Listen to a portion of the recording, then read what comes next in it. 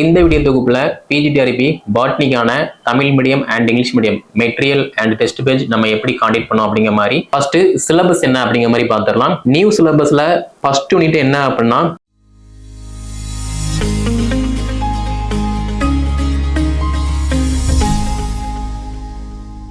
TRP நடத்தக்கூடிய PGTRB எக்ஸாமினேஷனுக்கு எல்லாருமே படிச்சுட்டு இருப்பீங்க. ஸோ நம்முடைய அகாடமி சார்பா PGDRB new syllabus wise material test page எல்லாமே நம்ம ப்ரொவைட் பண்ணிட்டு இருக்கோம். ஸோ இந்த வீடியோ தொகுப்புல பிஜிடிஆர்பி பாட்னிக்கான Tamil medium and English medium material and test page நம்ம எப்படி காண்டக்ட் பண்ணோம் அப்படிங்கிற மாதிரி பார்க்க போறோம். சேம் டைம் நியூ சிலபஸை பொறுத்த மட்டும் நிறைய அப்டேட் வந்திருக்கு. அந்த அப்டேட்டுக்கு தகுந்த மாதிரி அஸ் ஏ பாட்னி டீச்சரா நம்ம மேஜர்ல என்னென்ன அப்டேட் இருக்கோ அதையுமே நம்ம அப்டேட் பண்ணணும். அப்படி அப்டேட் பண்ணனா மட்டும்தான் ஈஸியா இந்த எக்ஸாமை பாஸ் பண்ண முடியும். ஓகே, ஸோ ஃபர்ஸ்ட் நம்ம பார்க்க வேண்டியது என்ன அப்படின்னா சிலபஸ் பார்க்கணும். நியூ சிலபஸை பொறுத்த மட்டும் எல்லா மேஜருக்குமே நிறைய அப்டேட் இருக்கு. நான் அப்டேட் ஆகவே மாட்டேன், என்கிட்ட ஓல்டு புக் இருக்கு, நான் அதை வச்சே படிச்சுக்கிறேன் அப்படின்னா ஒண்ணுமே பண்ண முடியாது. அதே மாதிரி ஒரு சில விஷயங்கள் நம்ம ஓல்டு புக்கை மட்டும் படிச்சா மட்டும் போதும். ஆனா நிறைய விஷயங்கள் நம்ம இப்போ கரண்ட்ல என்ன அப்டேட் இருக்கோ அதுக்கு தகுந்த மாதிரி அப்டேட் பண்ணணும். அப்போ நம்ம அகாடமி சார்பா பிஜிடிஆர்பி பாட்னிக்கான Tamil medium material and English medium material new syllabus wise நம்ம ப்ரொவைட் பண்றோம். ஜாயின் பண்றீங்க அப்படின்னா கீழே டிஸ்கிரிப்ஷன்ல நான் வாட்ஸ்அப் நம்பர் கான்டாக்ட் நம்பர் கொடுத்துருக்கேன். அதை கான்டாக்ட் பண்ணி என்ன டீட்டெயில்னு கேட்டு படிக்க ஸ்டார்ட் பண்ணலாம். ஓகே, ஃபர்ஸ்ட் சிலபஸ் என்ன அப்படிங்கிற மாதிரி பார்த்துடலாம். நியூ சிலபஸ் தான். நியூ சிலபஸ்ல ஃபர்ஸ்ட் யூனிட் என்ன அப்படின்னா பாசி, பூஞ்சை, லைக்கன்கள், பிரயோபைட்டுகள் அப்படின்னு ஒரு 4 டாபிக் இருக்கு. இந்த 4 டாபிக் கீழே நிறைய சப் டாபிக் இருக்கு. அதை பத்தி A to Z நம்ம நல்லா படிக்கிற மாதிரி இருக்கும். அடுத்து 2வது யூனிட்டை பொறுத்த மட்டும் டெரிடோபைட்டுகளை பத்தி படிக்கிற மாதிரி இருக்கும்.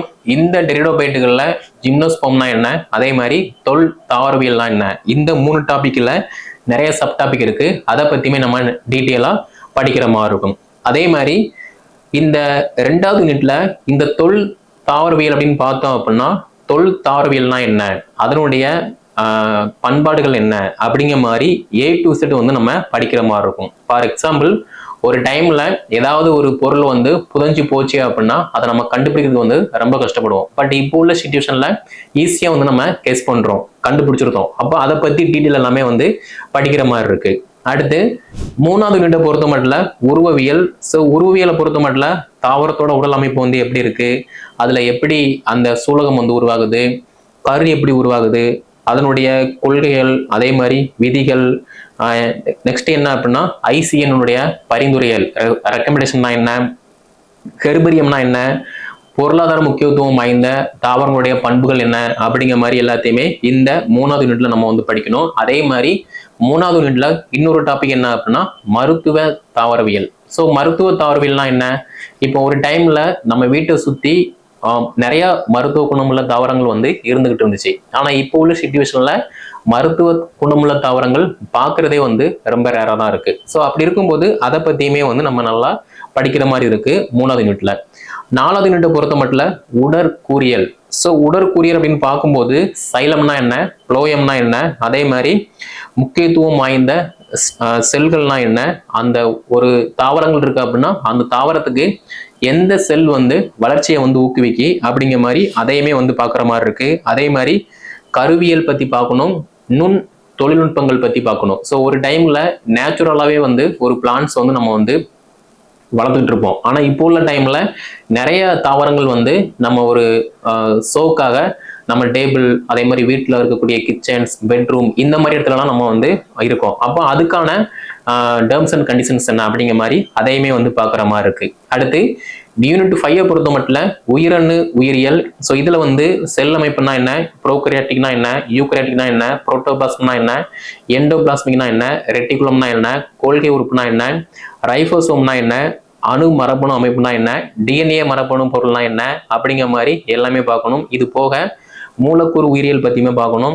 ஸோ மூலக்கூறு உயிரியல் பார்க்கும்போது மரபணு மாற்றம், டிஜிஎஸ், பிடிஜிஎஸ் இந்த மாதிரி நம்ம படிக்கிற மாதிரி இருக்கும். அதே மாதிரி மூலக்கூறு சப்ராணிகள் இந்த பயன்பாடுகள், அதே மாதிரி உயிர் தகவலியல் இந்த மாதிரி டாபிக் படிக்கிற மாதிரி இருக்கு. அடுத்து யூனிட் 6 பொறுத்த மட்டும் மரபியல் மற்றும் உயிர் புள்ளியல். இதுல மெண்டலின் பத்தி படிக்கிற மாதிரி இருக்கும். ஸோ அதனுடைய பண்புகள் என்ன, அதே மாதிரி தாவரங்களுடைய இனப்பெருக்கங்கள் என்ன அதை பத்தி படிக்கிற மாதிரி இருக்கு. நெக்ஸ்ட் தாவர இனப்பெருக்கம்னா என்ன? ஸோ தாவர இனப்பெருக்கம் அப்படின்னு பார்த்தோம் அப்படின்னா வளர்ப்பு மற்றும் தாவரங்களுடைய அறிமுகம். ஸோ நிறைய தாவரங்கள் வந்து அழிந்து வரக்கூடிய தாவரமா வந்து இப்ப இருந்துகிட்டு இருக்கு. ஸோ இந்த டைம்ல தாவரத்தை நம்ம எப்படி பண்ணணும் அப்படிங்கிற மாதிரி வந்து பார்க்கணும். அதே மாதிரி காஷ்மீர்ல வந்து பாத்தீங்க அப்படின்னா கிட்டத்தட்ட பல நூறு ஆண்டுகளா இருக்கக்கூடிய ஒரு மரத்தை வந்து இப்ப அழிச்சுக்கிட்டு இருக்காங்க. ஸோ அப்படி இருக்கும்போது அந்த மரத்துக்குன்னு சொல்லி தனியா ஒரு QR கோடு செட் பண்ணி அந்த மரம் எந்த இடத்துல இருக்கு, எவ்வளவு குரோத் ஆயிருக்கு அப்படிங்கிற மாதிரி A to Z எல்லாமே அந்த QR கோடை நம்ம ஸ்கேன் பண்ணோம் அப்படின்னா தெரியுது. அப்போ அதுவுமே வந்து ஒரு அப்டேட் தான். ஸோ நெக்ஸ்ட் என்ன அப்படின்னா யூனிட் 7 பொறுத்த மட்டும் தாவர உடலியல். ஸோ தாவர உடலியல் அப்படின்னு பார்க்கும்போது ஒரு தாவரத்துல CO2 வந்து எவ்வளவு முக்கியத்துவம் வாய்ந்தது, அதே மாதிரி தாவரத்தின் வளர்ச்சிக்கு செல் வளர்ச்சி வந்து எவ்வளவு முக்கியத்துவம் வாய்ந்தது, ஒளிச்சேர்க்கை வந்து எவ்வளவு முக்கியத்துவம் அப்படிங்கிற வரையும் வந்து பார்க்கணும். அதே மாதிரி சுவாசம், உயிர் வேதியியல் இதை பத்தியுமே வந்து படிக்கணும். சேம் டைம் யூனிட் 8 பொறுத்த மட்டும் சூழலியல். ஒரு தாவரம் வளருது அப்படின்னா அந்த தாவரத்துக்கு ஃபர்ஸ்ட் சூழலியல் வந்து மஸ்ட் இம்பார்ட்டன்ஸ். அப்போ அதை பத்தியுமே வந்து படிக்கிற மாதிரி இருக்கும். சுற்றுச்சூழல் மாசுபாடு மற்றும் மேலாண்மை அதை பத்தியுமே நம்ம பார்க்கணும். அதே மாதிரி பல்லுயிர் பாதுகாப்பு. ஸோ பல்லுயிர் பாதுகாப்பை பொறுத்த மட்டும் அது விலங்குகளா இருக்கட்டும் தாவரங்களா இருக்கட்டும் ரெண்டுக்குமே வந்து சூட்டபிள் ஆகும். அதையுமே வந்து பார்க்கணும். அதே மாதிரி தாவரவியல் பத்தியுமே படிக்கணும். யூனிட் 9 பொறுத்த மட்டும் நுண்ணுயிரியல் மற்றும் தாவர நோயியல். ஸோ தாவரத்துக்கு வந்து என்னென்ன நோய்கள் வருது, அதை குணப்படுத்தக்கூடிய மருத்துவ முறைகள் என்ன அப்படிங்கிற மாதிரி வந்து பார்க்கணும்.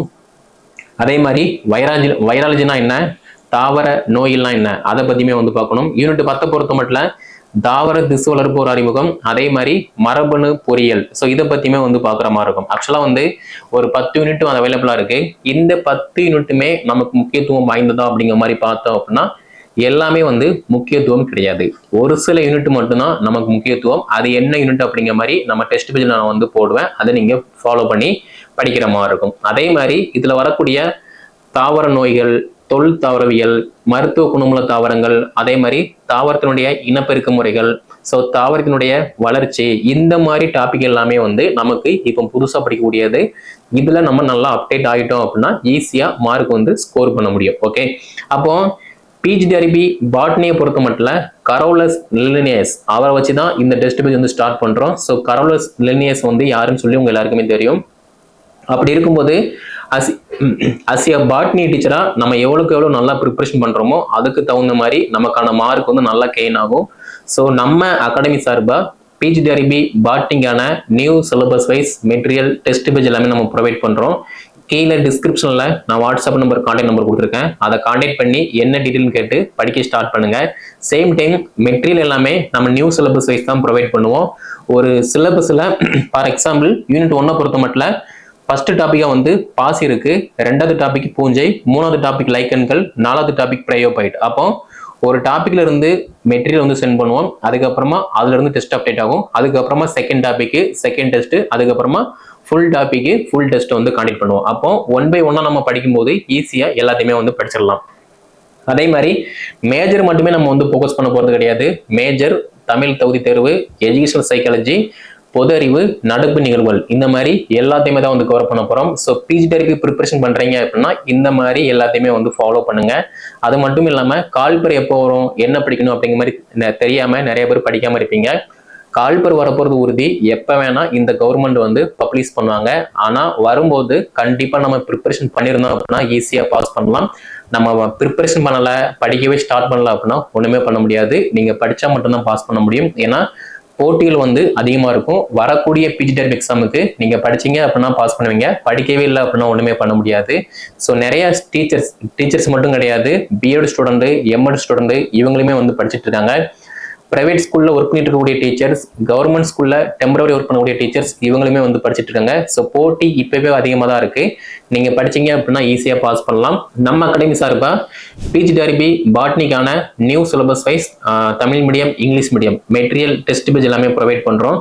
கீழே டிஸ்கிரிப்ஷன்ல வாட்ஸ்அப் நம்பர், கான்டாக்ட் நம்பர் எல்லாமே கொடுத்துருக்கேன். அதை கான்டாக்ட் பண்ணி என்ன டீட்டெயில் கேட்டு படிக்க ஸ்டார்ட் பண்ணுங்க. இந்த வீடியோ தொகுப்பை PGDRB பாட்னி ப்ரிப்பரேஷன் பண்ணக்கூடிய அனைத்து school teachers and BEd student, MEd student, MSc botany student இவங்களுமே ஷேர் பண்ணுங்க. அவங்களும் வந்து படித்து பயன்பெறட்டும். நம்முடைய நீங்க சப்ஸ்கிரைப் பண்ணல அப்படின்னா சப்ஸ்கிரைப் பண்ணிக்கோங்க. கீழே டிஸ்கிரிப்ஷன்ல நான் வாட்ஸ்அப் நம்பர் கொடுத்துருக்கேன். அதை கான்டாக்ட் பண்ணி ஜாயின் பண்ணி படிக்க ஸ்டார்ட் பண்ணுங்க. ஓகே, நன்றி, வணக்கம்.